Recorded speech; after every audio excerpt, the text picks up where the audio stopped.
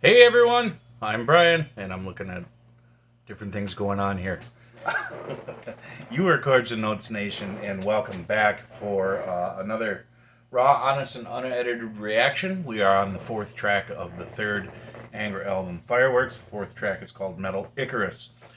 Check the description box below the video for more information, but you can find me also on Rumble. You can join me on Patreon, where I have exclusive content not found anywhere else. You can also follow me on Getter, Truth Social, and Telegram. Metal Icarus. Let's go.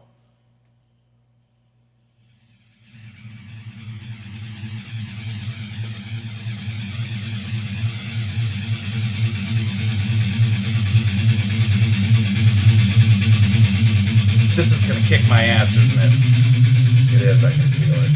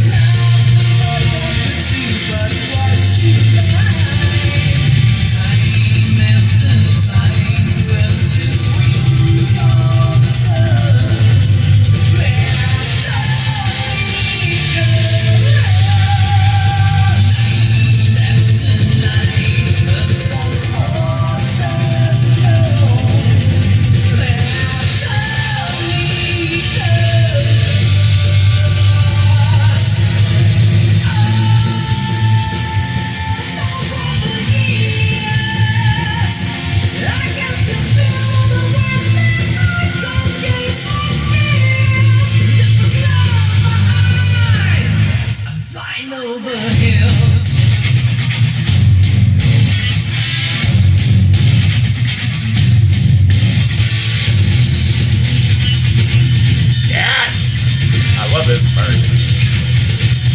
I love the energy.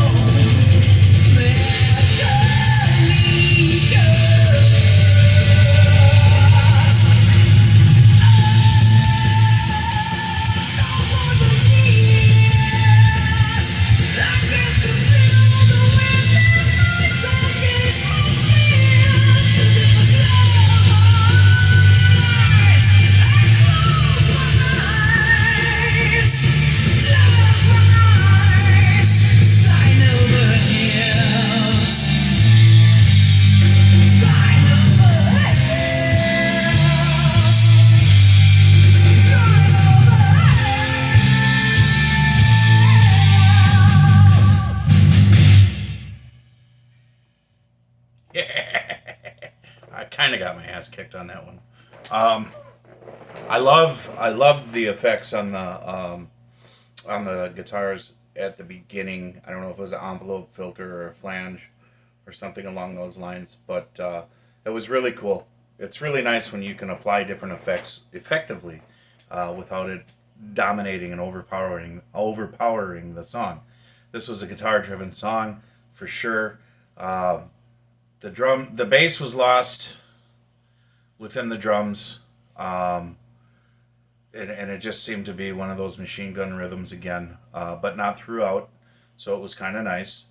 But the guitars, what really stood out to me is, and I was looking at some more information about the song and the lineup in this album while I was listening.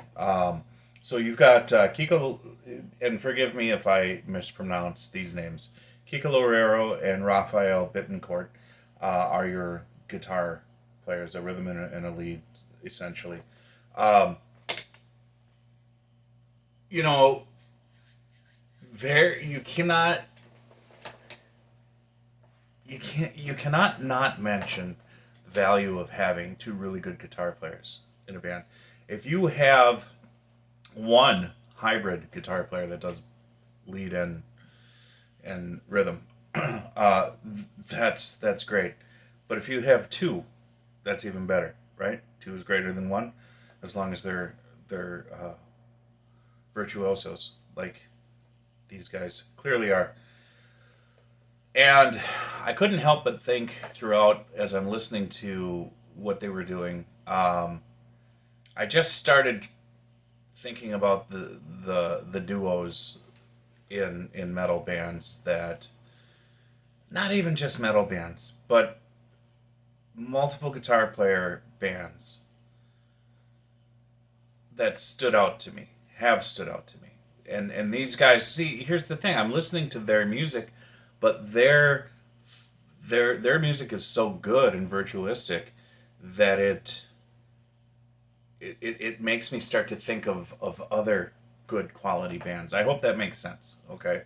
But I mean, you've got Iron Maiden with Murray and Smith, and then of course later on they added Yannick Gers, so three there. Um,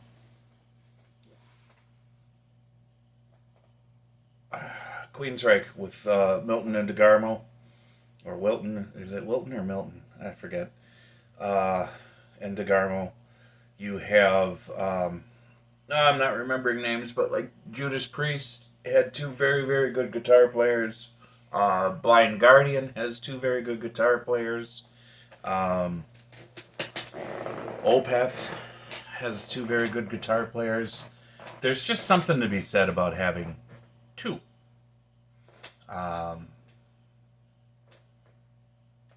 yeah, this song was really nice. What I didn't like, though, there were certain parts where when he was singing, he was taking it to that happy place again, okay, that he seems to do when he starts to hit those higher register notes. And it it kind of, in my mind, it took away from the power of what they were doing in the song when they went up into those notes and those registers. It's almost as if they shifted. They could have been shifting into a different key to support his vocals, but his vocals can be so light and airy, okay, that it almost doesn't fit certain parts of the songs that they're recording. It's almost as if, and I really want to explore his the other work that he did in his career, because it almost seems like,